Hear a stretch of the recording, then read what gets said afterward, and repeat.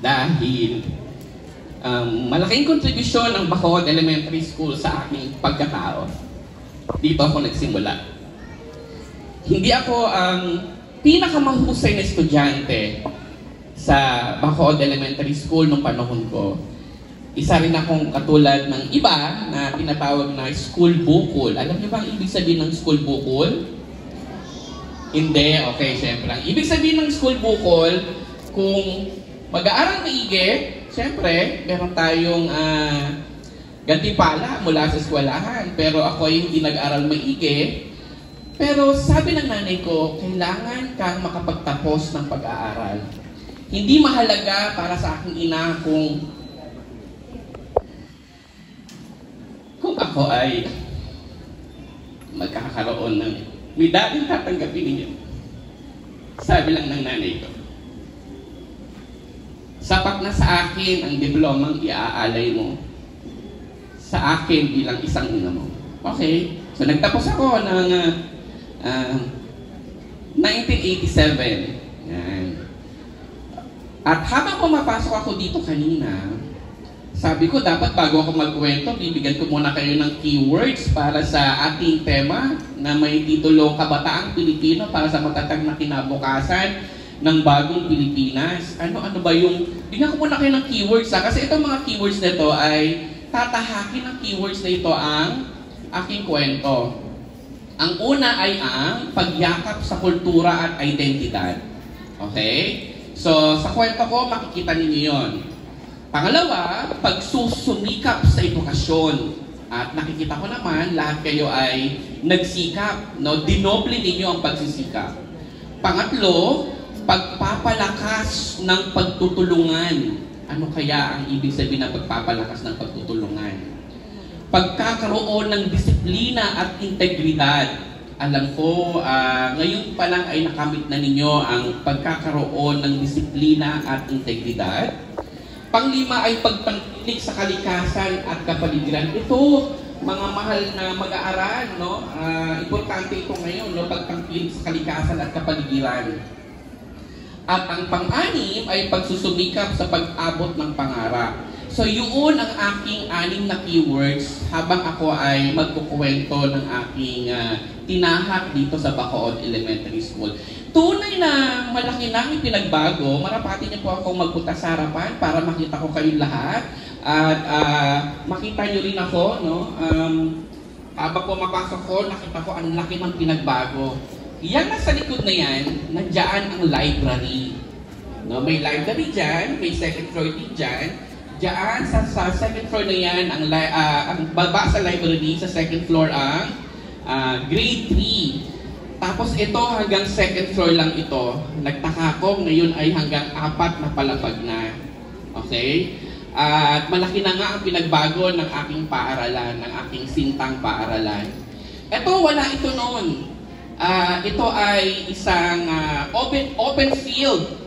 Nung panahon ko, nag-aaral ako dito ng grade 3, 4, 5, and 6. Transferi kasi ako mula sa Cavite. So itong lugar na to ay open field yan. Meron yan ditong, hindi ko alam kung meron pa dyan waiting area. Bukas pa po dyan ang waiting area. Yan, may waiting area dyan, lahat ng mga magulang nag-aabang. Yung gate dito, bukas yan. So habang kami naghihintay ng aming mga sundo, kami ay naglalaro ng mga classmates ko. At ngayong araw ay umuulan, may mga palaka na doon. Tumatakbo na kami sa open field, nanguhuli ng palaka, ng mga butete, yun ang mga ginagawa namin. Hindi ko lang alam kung ngayon ay dinadanas ninyo ang paglalaro ng palaka at paghuhuli ng palaka, no? Pangalawa, ito ay, ang natira na lang palang building dito ay ang Imelda Building, yan. Diyan madalas tumambay ang aking nanay. Kanina habang nasa taas ako sa library, kasi dito na pala nilipat ang library, no? May kumurot sa puso ko dahil may ilang mga guro sa grade 6 na niniwala ko yung mga guro doon na naka-mustard at saka naka-yellow. Sila yung nagsabi na, ikaw pala yung anak ni Aling Carmen. Hindi ko na sila lahat naabutan. Ang naabutan ko na lamang ditong guro ay si Ma'am Tori Campo. Nandito po ba si Ma'am Tori Campo? Taas nga po ng kamay. Hindi ko po kayo makita. Ma'am Tori Campo, hello po. Ayun, nandun nakataas po siya ng kamay. Tayo po para makatakay na ating mga mag-aaral. Maaari po ba? Yan. Isa siya sa mga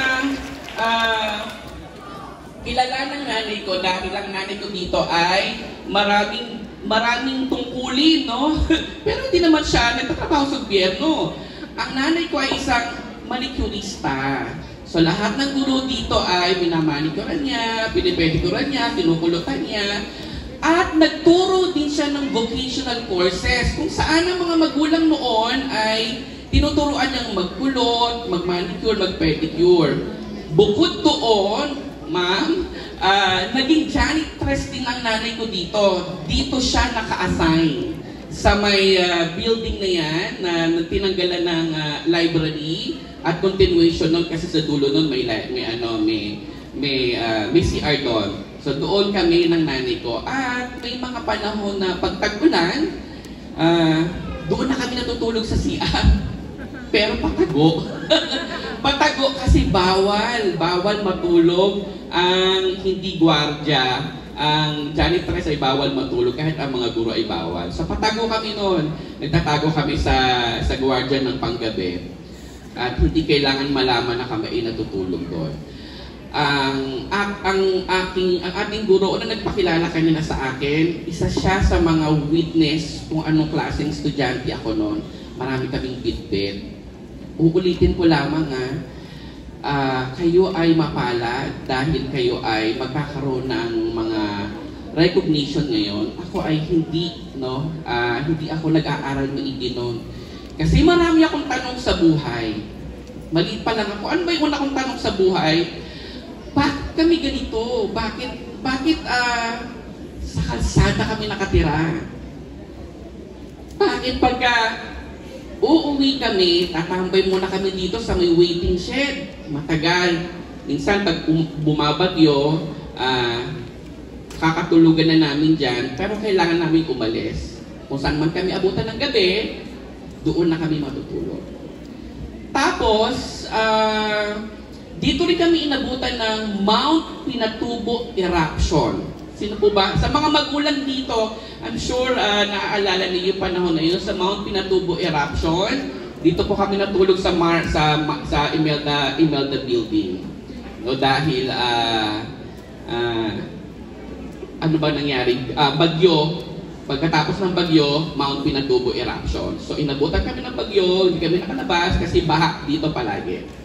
Okay. So, yun yung pag-aaral ko. No? Pagkatapos ko dito ng 1987, ako ay nag-aral sa Elpidio Quirino High School. Siyempre, dito lang din naman. Alright? So, kahit nag-aaral ako ng high school, dito pa rin ang nanay ko. Tumatambay pa rin ako dito pagkagaling school. Pagkagaling ko ng school, uuwi kami. Hihintay ko lang siya dahil ang mga ulit ko, mga teacher dito ay suki niya.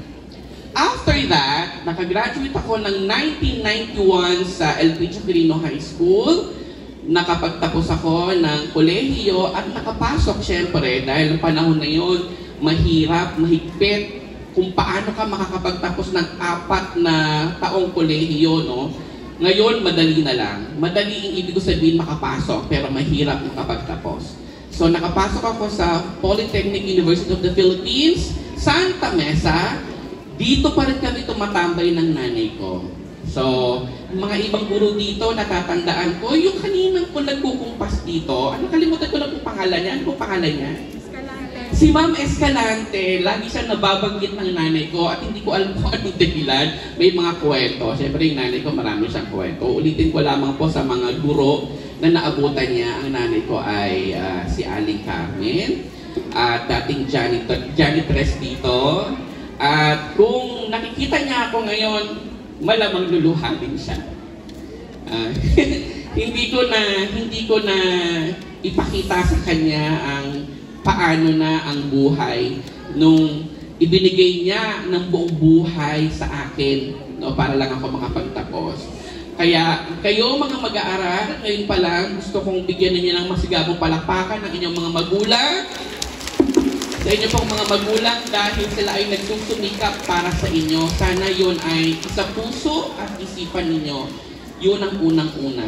Pangalawa, hindi naman kayo magkakaroon din ng recognition ngayong araw kundi dahil sa ating mga guro na mahuhusay sa Bacood Elementary School dahil naniniwala ako na ang mga guro sa elementary ay dapat na mahuhusay dahil kayo ay nasa developing years. Palakpakan natin ang ating mga guro na nakipag-collaborate sa inyo para kayo ay isang maging mahusay na mag-aaral sa ating paaralang Bacood Elementary School.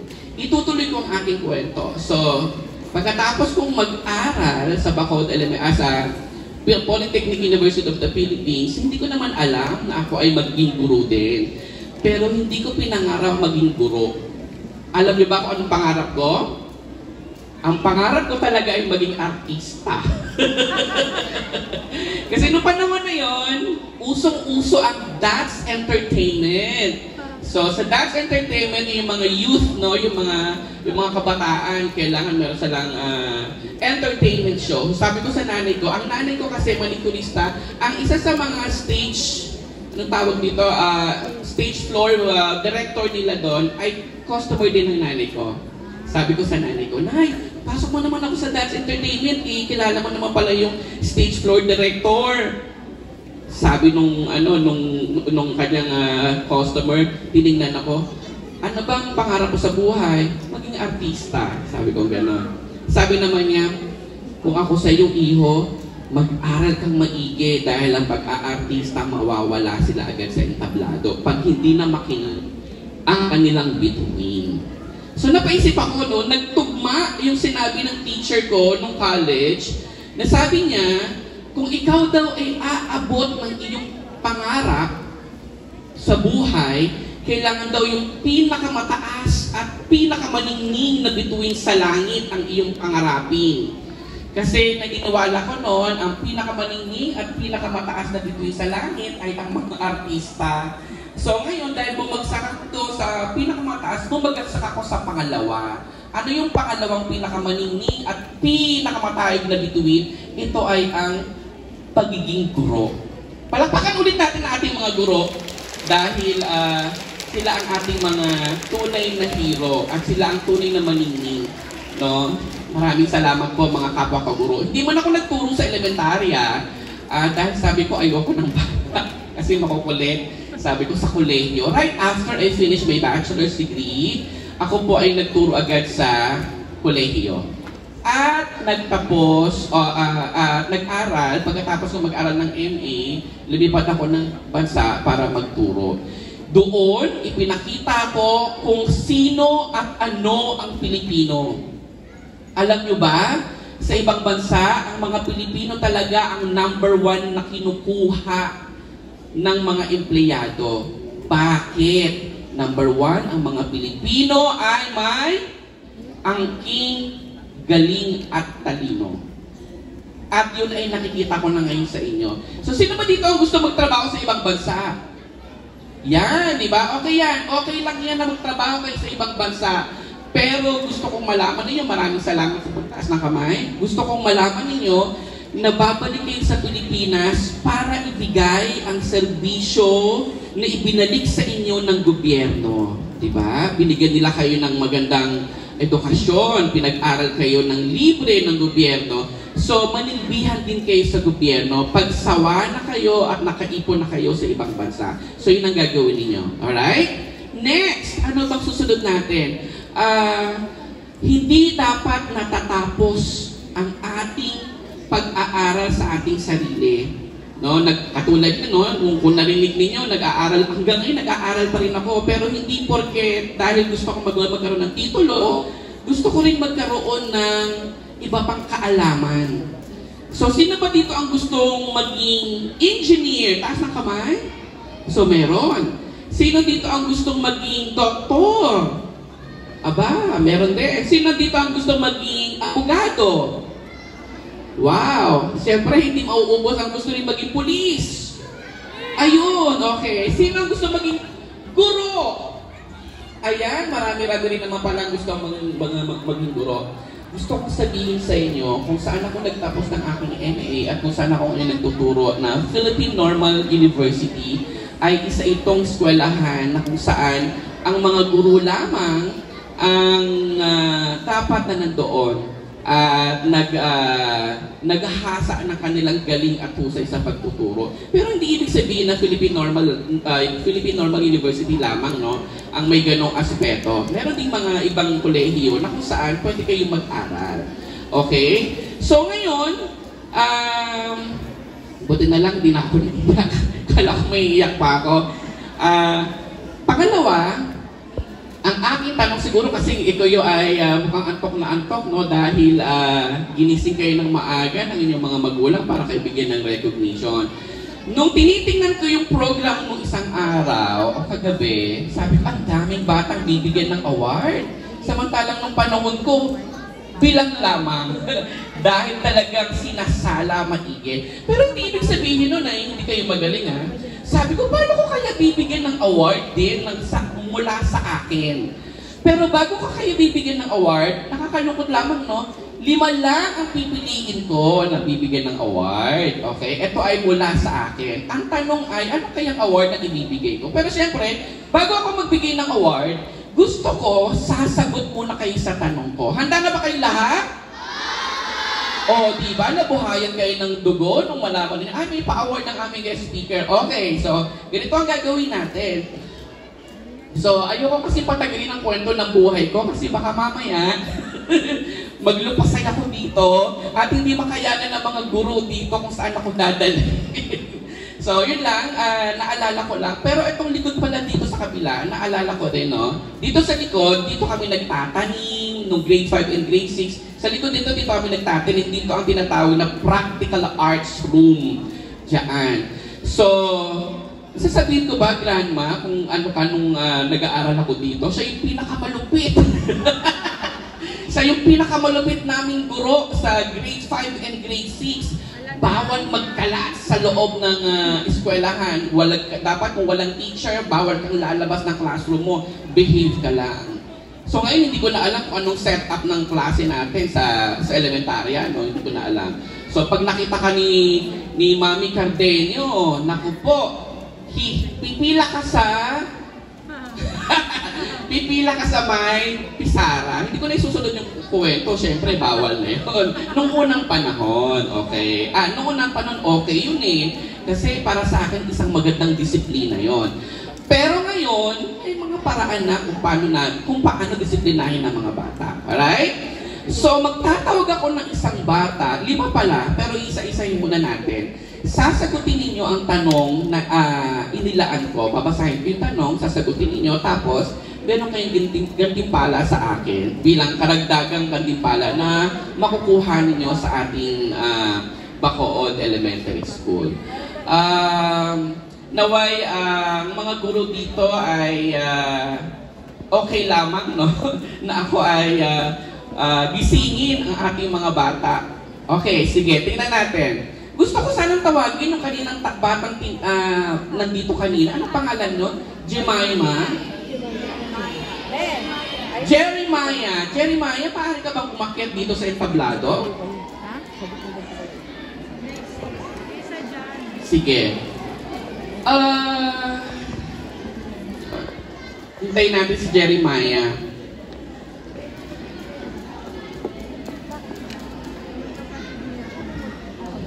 So, meron akong 6 na keywords kanina kasi. So, hindi ko alam kung ano kaya ang sagot nila sa tanong ko. At sana, doon sa pagkwento ko ay nakita ninyo doon, no? Yung, ang tawag dito, ang keywords. Okay, una, anong pangalan mo ulit? Jeremiah. Anong grade? Grade 6. Grade 6. I'm very happy to know you and congratulations. Alright? Okay, ang unang tanong ay para sa iyo. Okay. Ang unang tanong ay, ano ang kahalagahan, para tayo nasa Miss Universe, okay ba sa inyo yun? Ano ang kahalagahan ng pagpapanatili ng ating mga tradisyon at kaugalian bilang isang kabataang Pilipino? Kanina, kinuwento ko nung nagturo ako sa ibang bansa. Proud na proud ako at sinabi ko sa sarili ko, Filipino ako at kailangan itayo ko ang bandila. Kadagdagang kwento, no? Nung nagtapos ako ng kolehiyo sa Polytechnic University of the Philippines at nag-decide ako magpunta ng ibang bansa, sabi sa akin ng guro ko, pag kayo magpupunta ng ibang bansa, ang bit-bit nyo palagi ay ang bandila ng Pilipino. At syempre, kailangan proud ka, sabi ganon. Okay. At pag sinabing proud ka, kailangan ipakita mo ang galing mo at ang iyong husay. Okay? So, pinakita ko yung galing ko naman at husay at hindi ako nagpatalo sa ibang mga lahi sa pagtuturo ng Ingles. Alright? So, ngayon, ang tanong ko ulit ay, ano ang kahalagahan ng pagpapanatili ng ating mga tradisyon at kaugalian bilang isang kabataang Pilipino? Napakahalaga po ng ating kultura bilang Pilipino dahil simula pa po nung una ay ito na po yung ating pamumuhay. Yung pagpapanatili po ng bawat kultura ay hindi basta-basta dahil mayroon din po mga kabataan ngayon na mas pinipili ang kultura ng ibang bansa. Mas pipiliin po natin dapat ang ating kultura dahil ito po yung pinaglaban ng ating mga bayani. Ito po yung ating pinaglaban ng ilang libong taon para lang po mapalaya ang ating bansa. Maraming salamat. Bigyan natin ng magabukal palakpakan. At dahil dyan, maganda yung tanong sagot niya, no? Nagustuhan ko yun kasi panahon ninyo to eh. Panahon ninyo na marami ng K-pop, ibang lahi, gustong aralin. Pero dapat unahin natin aralin ang ating wika at tradisyon. Dahil dyan, meron tayong paampaw. Maraming salamat. Siyempre, meron pang isa. Magtatawag pa ako. Sino pang gustong sumagot? Ako naman ang bababa. Ako naman ang bababa. So, nakapagbigay na ako ng isa. Meron pang apat. Kanina may natutulog eh. Gusto kong gisingin yung batang natutulog. Ready ba siya? Sino gusto sumagot ng tanong ko? Sino? Ito! Gusto ko to. Alika rito, dali. Alika, dali. Anong grade? Grade 2. Grade 2. Parang nakikita ko yung sarili ko sa kanya, no? Ako'y bata. Ganito rin ako kapayat noon. Okay. Pero di naman ako mataba ngayon. Okay. Ang tanong ko sa'yo, sana nakinig ka kanina. Nakinig ka ba? Okay. Anong pangalan? Miguel. Okay. Mukhang ipit ang kanyang dilak. Miguel. Alright. Ito yung tanong ko sa'yo. Bakit mahalaga ang patuloy na pag-aaral kahit natapos na ang formal na edukasyon? Uulitin ko ang tanong. Bakit mahalaga ang patuloy na pag-aaral kahit tapos na ang formal na edukasyon? Siguro masasagot mo ito. Naniniwala ako sa galing mo. Go!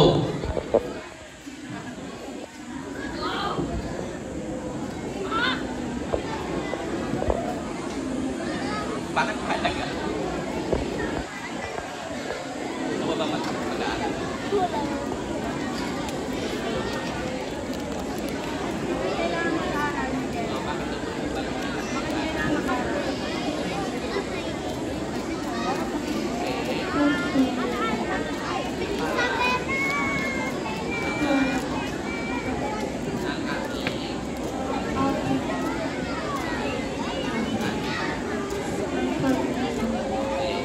Actually, ako lang ang nakaintindi. Hindi niya naiintindihan.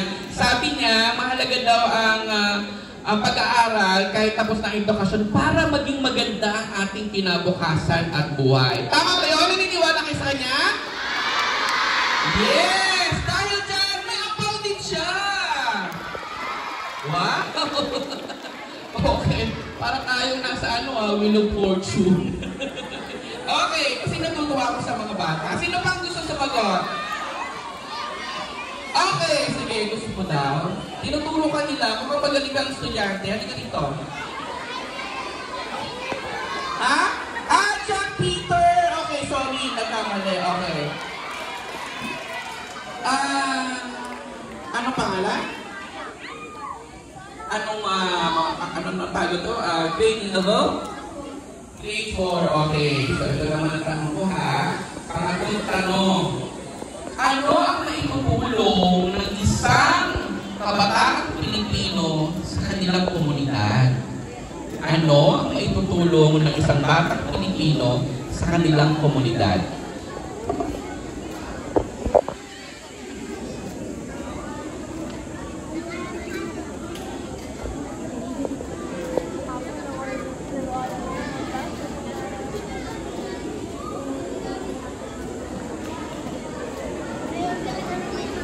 Tama, okay. Pinulong niya na lang sa akin. Nakita niyo ba yun? Pinulong niya sa akin. Sabi niya gano'n, makakatulong lang ang isang kabataang Pilipino sa kanilang komunidad sa pamamagitan ng una, siyempre, tulungan daw ang ating mga magulang sa mga gawaing bahay at mas noon ay pagtulong din sa labas ng kanilang pamamahay at komunidad. Ibig sabihin, halimbawa lang, no? Hindi na kailangan pag-utusan ni nanay. Pag-usa tayo, tama ba? Yes. So, palakpakan natin. Tama ba? Naniniwala kayo sa sagot niya? May accomplish siya. Maraming salamat. So, nakailan na tayo. Dalawa na lang. Doon naman tayo. Wow, nag-isip lahat.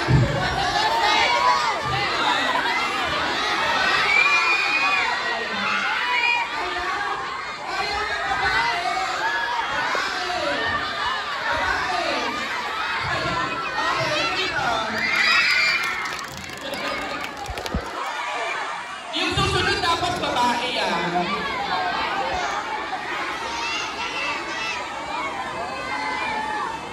Wag kang pang Miss Universe.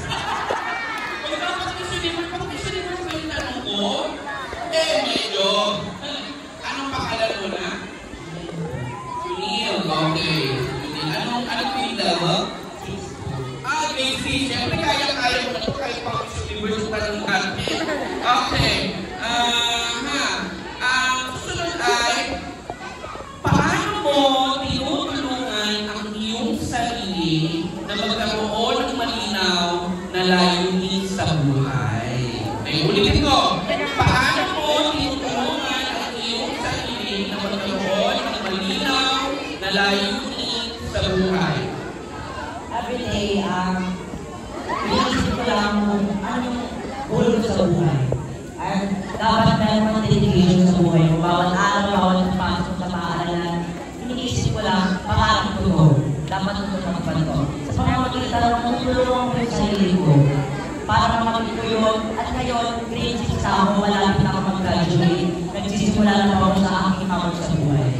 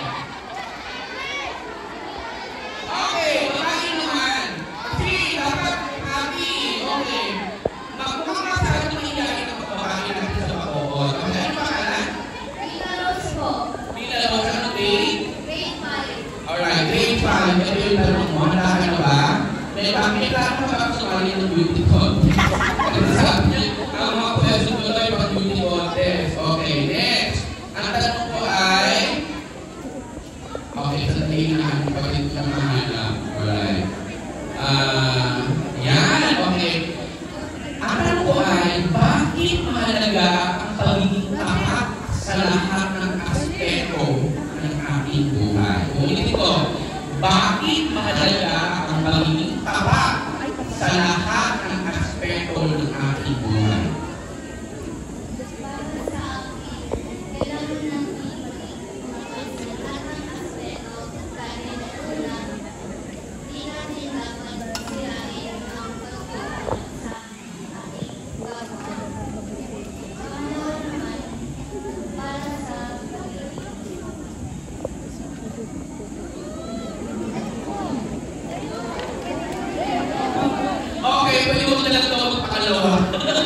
So, ang una na ay, ang pagiging tapat kasi, sabi niya, ay pagbigay ng respeto sa kapwa, hindi lang sa iyong sarili. Tama ba ang sagot niya?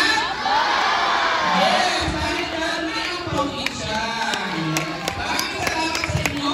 Nais ko sana bilang kayong lahat, no, na apaw dahil kayo po ay magkakaroon ng recognition ngayong araw.